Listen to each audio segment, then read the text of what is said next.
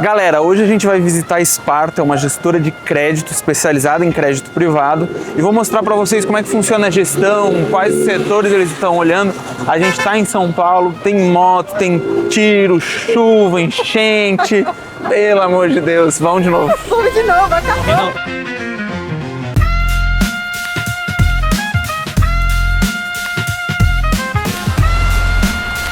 A gente tem 32 anos de história. Só que a gente começou lá atrás com fundos... Primeiro, assim, lá atrás a gente começou como um clube de commodities. E aí virou... O que é um clube de commodities? Era dinheiro do próprio fundador, que ele é engenheiro agrônomo. Uhum. Então ele operava para ele, e, na física mesmo, porque ele é engenheiro agrônomo, já conhece todo o mercado. Então, E aí foi crescendo. E você tem um limite, né, de cotistas para clube. Até que ele se tornou um fundo, chama Sparta Cíclico, é um fundo que existe até hoje. 2008 e 2009, anos de crise, foi eleito o melhor fundo do mundo, com rentabilidades absurdas. Mas assim, fundo muito alavancado, com bastante volatilidade. E aí, em 2010 a gente não foi bem. Normal, né? Normal, sim, normal.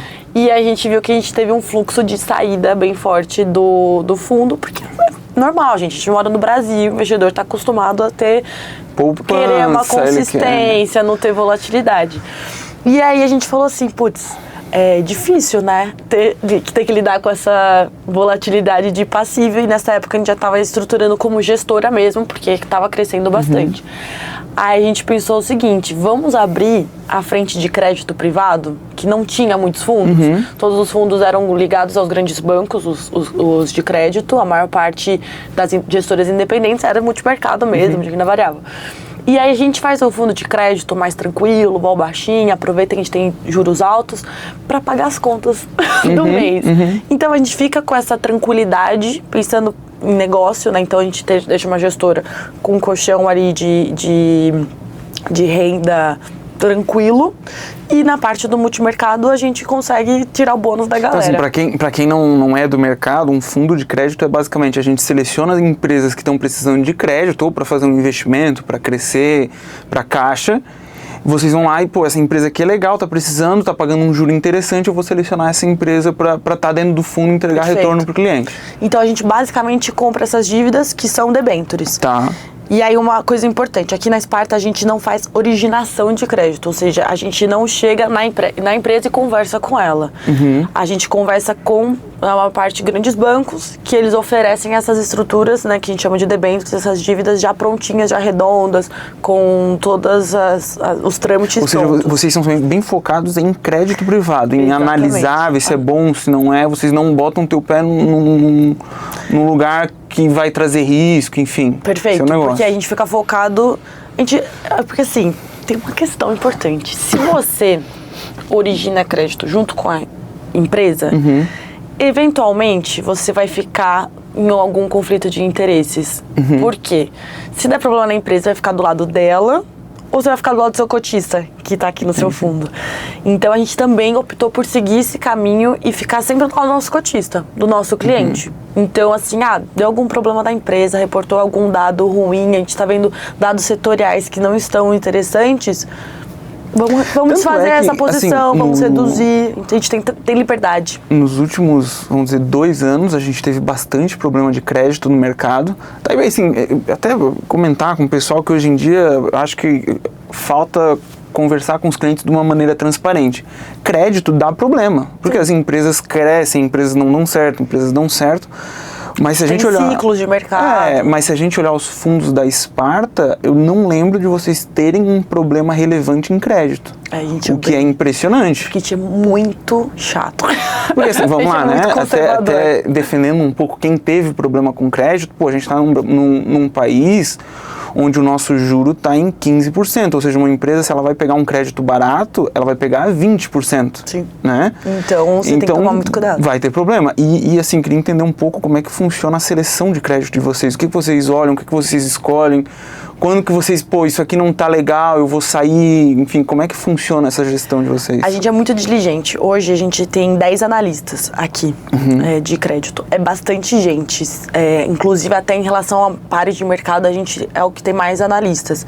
A gente tem todos, são engenheiros na maior parte, e formados pelo ITA ou pela USP. Então, formação Galera de ponta, cabeça. com certificado CFA, ou tá no processo, né? São 3 fases. Pra quem não conhece, o CFA é o certificado mais difícil do mercado financeiro. Assim, são É um absurdo. 3 anos para tirar, o cara tem que falar inglês fluente. Então, assim, é uma equipe muito, muito qualificada, Sim. né? Inclusive, eu vou chamar para conversar com vocês o Caio Palma, que ele é gestor de infraestrutura. E aí ele vai te dar todos os detalhes do que eles olham. Porque assim, vai depender muito de cada setor, né? Tem as suas particularidades. Então a gente tem essa equipe muito grande. Então o que a gente foca?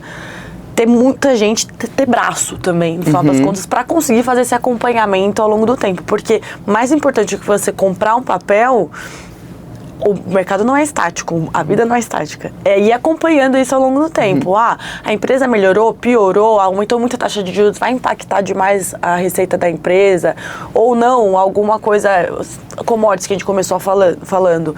Tem empresa que se cai o preço da commodity, que todo mundo fica, putz, vai ser muito ruim pro agro, não sei o quê. Tem empresa que compra, a matéria-prima dela fica mais barata, ela processa, a margem dela melhora. Então a gente tem que ter gente o suficiente para conseguir acompanhar. Então, uma característica nossa é diversificar muito as nossas carteiras, porque a gente por isso também que a gente tem bastante gente. Quando a gente olha alguns fundos nossos, estão com mais de 200 emissores diferentes. Sim, se a gente pegar o maior crédito que vocês têm, a empresa que mais tem posição, tem quanto num fundo? Vai ser 2,5%. Às vezes a gente pega a carteira do cliente, o cliente vem com 20% num papel. Num papel só. E às vezes ele não consegue nem fazer esse acompanhamento tão de perto. Então a gente trabalha com esse foco. A gente é muito conservador, então a gente trabalha com crédito high grade. Aí o high grade é, para quem não sabe, uma nota alta, ou seja, a qualificação é uma empresa com um risco muito, muito baixo. Então, às vezes, a gente pode pegar quando se fala crédito high yield, que o nome é muito bonito, mas nada mais é do que um crédito que paga muito bem. Se ele paga muito bem, ele tem um risco muito alto. Aí você vai pensar, então, o nome certo seria high risk. Exatamente. Né? Mas não, no mercado... Mas aí não teria comprador. Exatamente, tá? Então, aqui na Sparta, o negócio é crédito privado com nota classificação de risco baixinha. Exatamente. A gente tem um rating próprio, inclusive, então a gente também faz dá as nossas notas para as empresas, para ser bem diligente, bem conservador. E a gente trabalha com essas carteiras muito diversificadas. E como eu falei agora há pouco, a gente não origina crédito, então a gente faz muita gestão ativa. Por quê? Um negócio que não é todo mundo que sabe, mas assim, é mais óbvio quando a gente olha para as ações na bolsa. A gente vê a cotação ali, a telinha piscando, é emocionante até, né? Ver o preço, sobe, desce, legal. A telinha fica vermelha, fica verde. Isso também acontece na renda fixa. Então, essas mesmas debêntures que a gente compra na nossa carteira, elas têm negociação diária. Só que eu não tenho preço em tela, a gente não consegue ver porque é um mercado de balcão. Mas esses preços oscilam todos os dias também. Então, a gente aproveita essas discrepâncias que tem ao longo do tempo e opera isso. Então a gente faz bastante gestão ativa no sentido de, tem fundo nosso que a gente gira 10% da carteira do fundo todos os meses.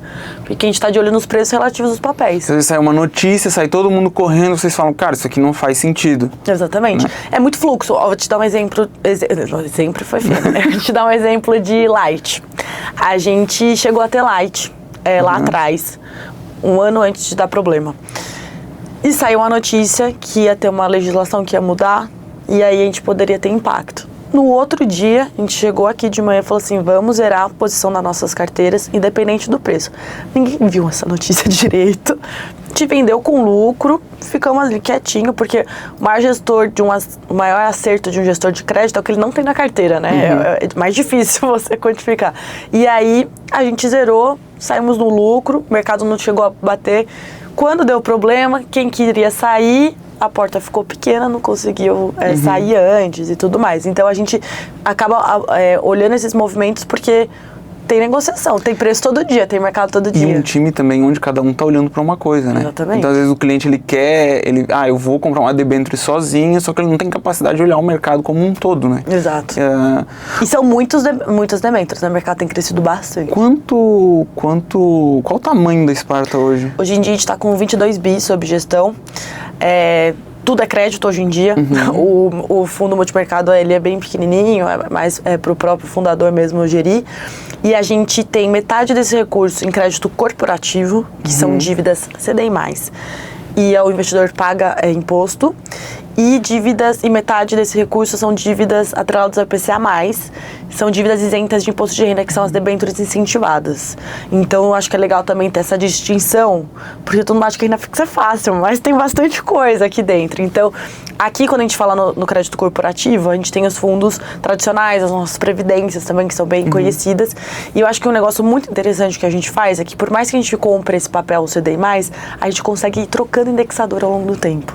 Então, esse fundo aqui, a gente tem a previdência na versão pós-fixada. Então, o investidor, principalmente que quer fazer uma portabilidade de previdência, tá lá naquela previdência super conservadora do bancão. Quando vai fazer essa migração, Sparta Previdência. A gente está em várias seguradoras. Mas a gente também tem a Sparta Previdência Inflação. Vai comprar uma carteira de crédito muito similar desses papéis CDI+. Só que com o derivativo, a gente troca essa dívida para ela acompanhar uma B5, que é a inflação curta. Então, o investidor consegue se proteger da inflação. Quando a gente olha para a Previdência, né, principalmente, é legal você ter esse horizonte que vai te dar um ganho real, né? Sim, acima da inflação. Então, é um fundo que vai buscar uma rentabilidade alva assim, de mais ou menos IPCA mais 6% ao ano. Pô, muito legal. Interessante. E hoje, a inflação, a gente viu que o mercado estressou bastante na curva de juros. Hoje, o que o indexador renderia na média IPCA mais 5, hoje está marcado IPCA mais 8. Então, parece interessante um ponto de entrada. Então, a gente faz isso. Compra papéis e a gente consegue fazer essa troca de indexador porque a gente buscou indexadores eficientes ao longo do tempo. Então, a gente estudou bastante. Quando a gente olha para a inflação, a gente prefere a inflação curta, por quê? Para ter menos volatilidade, porque a gente sabe que o investidor também quer se proteger da inflação, curta, mas não quer ter volatilidade na carteira. Inflação curta, ou seja, é um papel que ele é atrelado ao IPCA, mas que ele tem um vencimento de 3, 4, 5 anos. A gente trabalha com vencimento de até 5 anos. E longo é uma B50, né? Aí a gente sabe que oscilar 40, muito pode assustar bastante. Então, uma curiosidade, mas assim, qual que é o vencimento, assim, papel muito longo, vale a pena pegar? Às vezes é uma dúvida, o cliente fala, cara, esse papel que ele paga bem, mas o vencimento é 2044. Sim. Isso faz sentido, não faz? Qual que é a visão de vocês sobre isso? A gente vai depender de vários fatores. Vai depender quando eu falo aqui, eu tô distingo, e depois você coloca aqui na edição, debênture corporativo e debênture incentivada. A incentivada são dívidas especiais, são mais longas, porque é projeto de infraestrutura, mais longo prazo. Então aqui a gente vai ter um prazo médio das carteiras mais alongado, porque é o perfil de dívida que vem ao mercado. Então, eventualmente, a gente vai pegar uma dívida com vencimento de 15 anos, 20 anos. Pode acontecer. Depende muito, a nossa gestão ativa também é em relação a esse prazo médio das carteiras. Por exemplo, hoje em dia, o prêmio que você compra um papel, a gente teve muita demanda, né? Para as debêntures incentivadas, que são as isentas. Todo mundo quer papel isento de imposto de renda, porque o CDI está muito alto. Claro. Faz mais diferença ainda você estar posicionado, porque quando o CDI está 15% como está hoje, representa 2,6 ao ano de rentabilidade para o cliente estar exposto a um ativo isento em relação ao taxado. Então, assim, faz muito sentido mesmo o investidor estar de olho nessa isenção fiscal. Então, a gente teve muita demanda, os prêmios estão muito mirrados. Inclusive, tem muito papel que hoje paga menos do que um tesouro direto, né, do que uma NTNB é referência. Então, a gente está posicionado num vencimento mais curto. Então, quando a gente vai olhar para os papéis, a gente fala, putz, parece que vai ter oscilação. Então, vamos comprar um papel mais curto, que ele vai oscilar menos e a gente vai trazer menos impacto na nossa carteira. Quando a gente viu eventos Americanas e Light, por exemplo, a gente fez o contrário. Deu estresse, os papéis estavam negociando com preços absurdamente bons pra gente. Então, assim, era uma empresa que a gente sabia que era muito boa, muito conservador, histórico, super consistente, mas o investidor estava desesperado, estava vendendo. A gente comprou papel de altíssima qualidade, com taxa muito boa. A gente falou assim, agora eu vou para o vencimento longo. Entendi. Porque quando voltar para um patamar mais razoável, eu vou ter meu ganho melhor do que se eu tiver na ponta curta. Para quem não entende, quanto maior o vencimento de uma dívida, mais oscilação ela tem no meio do caminho. Exatamente. É basicamente isso. Então, se eu estou com um cenário incerto, eu falo, pô, eu vou ter problema, eu pego um papel mais curtinho para eu não ter tanta oscilação. Pô, o cenário está mais certo, eu tenho mais certeza que isso aqui tem um potencial de ganho muito alto. Então, eu pego mais longo, que eu vou ter um ganho muito melhor, né? Exatamente. Então, a gente tem essa estratégia também. Hoje a gente está mais conservador, porque esse ano, inclusive, não vai ser óbvio. Tá complicado. A gente imagina que vai ter bastante volatilidade, inclusive na renda fixa. Então, quando a gente olha para os fundos de debêntures incentivados em específico, a gente tem visto nos últimos meses, desde setembro, muita volatilidade. E é o que deve persistir, deve ser o tom desse ano, um pouco mais de oscilação, porque depende muito de fluxo também, né?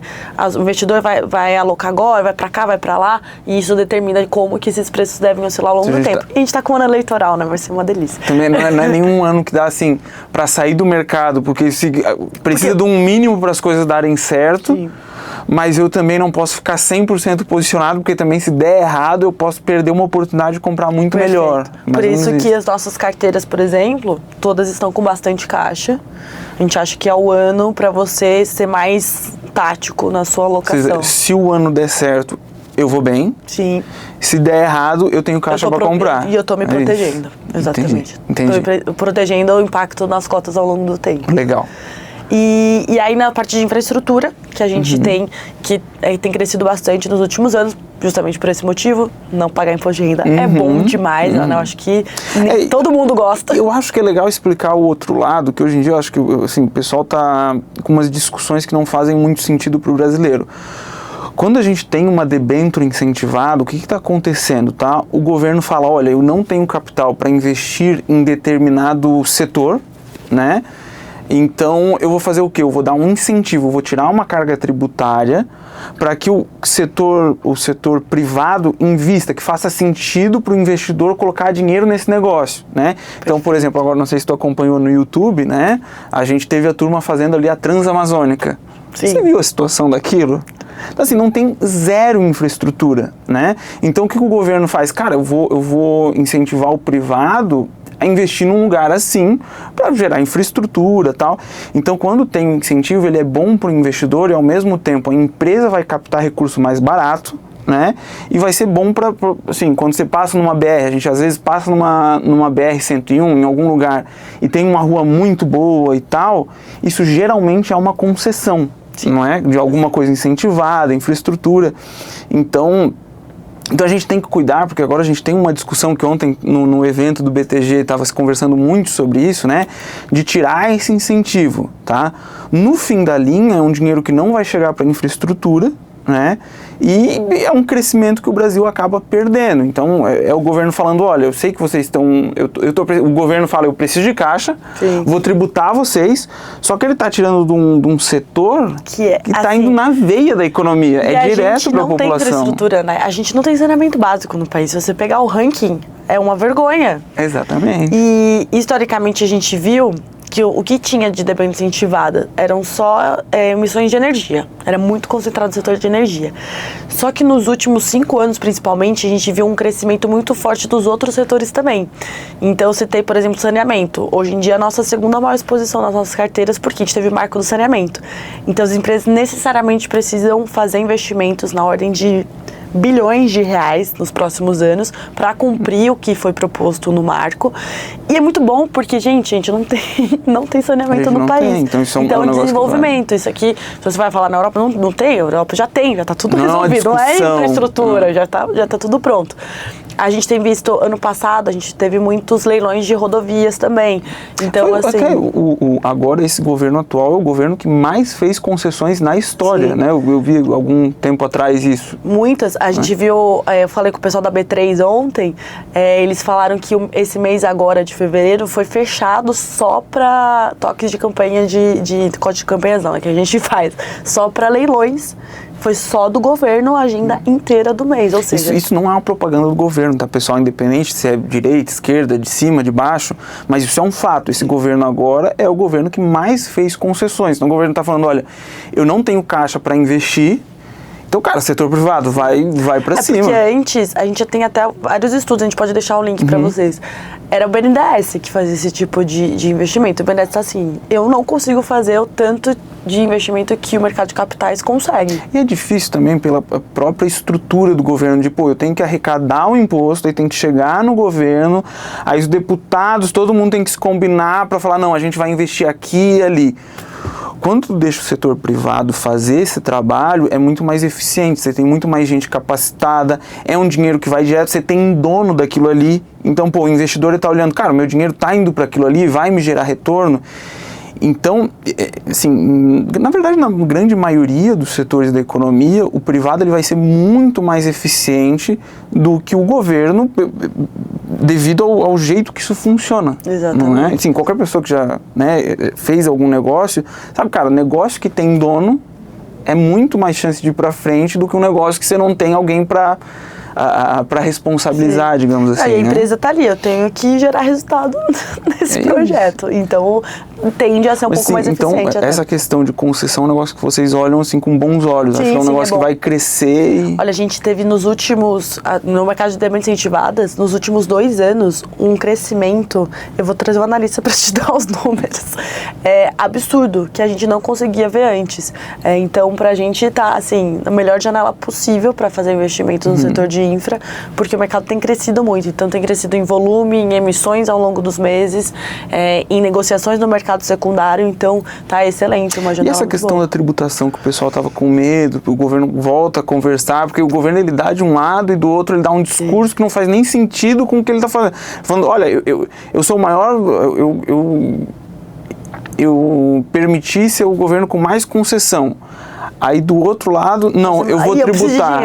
Não faz sentido esse discurso, né? A gente viu, ano passado, a gente teve em 2025 a MP 1303, que propunha taxar as debêntures incentivadas. Tanto que muita gente correu atrás para se posicionar, porque o estoque não tributa, né? Então, todo mundo que estivesse posicionado dentro do fundo conseguiria manter a isenção fiscal para frente. E aí as emissões, a partir desse ano, seriam taxadas. Não foi aprovada, inclusive o próprio BNDES foi um grande defensor, porque ele falou assim, olha, eu sozinho não vou dar conta de fazer todo o investimento que é necessário. Então, vamos continuar com esse estímulo, porque tem dado muito certo, tem funcionado. Isso é muito legal, né? Tem muita instituição pública, BNDES, Banco Central, CVM, que tem muita gente capacitada. Né? Então, se a gente for olhar até a turma do setor público, tem uma visão muito clara sobre isso. Sim, né? Eles olham e falam assim, olha, sozinho eu não consegui, vamos, tá dando não certo. Não tenho capilaridade, eu não tô em tal lugar para conseguir ver se precisa, né? Mais ou menos isso. Então foi muito bom que a MP caducou e aí a gente continua com a isenção fiscal pela frente, mas a gente vê que assim, tem crescido bastante, mas tudo que é isento, eventualmente vão querer taxar. Então assim, por exemplo, fundo imobiliário, a cada 2 anos fala, queremos taxar isso daqui porque é isento. É um discurso muito fácil, né? Muito popular, assim. Totalmente. E aí, esse ano, o que a gente tem mais receio é IOF. Por quê? A gente está em um ano eleitoral. Se for taxar algum ativo, o efeito vai ser visto só a partir do próximo ano. Então, é muito mais difícil. Para que eu vou deixar dinheiro vai que muda de governo? O que a gente acha que pode ter algum efeito de IOF. Porque IOF no outro dia já consegue ter arrecadação. Não estou restringindo a demanda incentivada, mas qualquer tipo de investimento, a gente acha que IOF pode ser uma pauta que pode ser colocada em jogo nos próximos meses. Porque aí seria uma arrecadação, né, papum. Mas é isso, tudo que é isento, eventualmente alguém quer colocar a mão. Pô, mas muito legal, para quem quer acompanhar a Sparta, os conteúdos, eu quero dar uma olhada nos fundos, o que tem lá dentro, aonde que a pessoa vai? Olha, a gente é bastante ativo nas redes sociais, porque a gente entende que, assim, a gente trabalha bastante, mas a gente gosta de também ficar próximo de todo mundo e trazer muita transparência. Então a gente tem redes sociais, Instagram, Sparta Underline Investimentos, LinkedIn, Sparta Investimentos também. Estamos no Twitter, inclusive, né? É um local perigoso. Twitter mais, é X agora. É um lugar perigoso, tem que ser bem resiliente ali. E a gente também tem o YouTube. A gente tem fundos listados em bolsa, que são Juro 11, CDI 11, CRA 11, Divis 11, isentos de imposto, né, que pagam dividendos. E nesses fundos em específico, a gente tem sites dedicados para eles. Então, acho que é muito legal para o investidor entrar, por exemplo, cdi11.com.br, muito fácil, né? Só pegar o ticker do fundo.com.br na frente. A gente tem relatórios interativos. Então, a gente tem Power BIs que o cliente consegue entrar, qualquer pessoa entra, consegue acompanhar tudo que a gente já fez, tudo que a gente já comprou, já vendeu no fundo ao longo do tempo, todo o histórico. Então, a gente abre toda a carteira. Então, a gente tem mais de 100 emissores no portfólio, vocês conseguem mesmo 100 emissores, qual que é o percentual que a gente tem, tudo que a gente tem operado ao longo do tempo. Então, assim, a gente é muito transparente, então eu fiquei muito feliz que vocês estão aqui conhecendo o nosso escritório, porque a gente acha que é importante. Investidor tem que estar do nosso lado, ele tem que saber o que a gente tem feito e a gente é muito aberto nesse sentido. Galera, é isso. Quem quiser receber um resumo de tudo que aconteceu, eu vou mandar para os nossos clientes as principais conversas, assuntos que eu tive com gestoras, bancos. Mas se você não é nosso cliente, se inscreve nos nossos canais e na newsletter.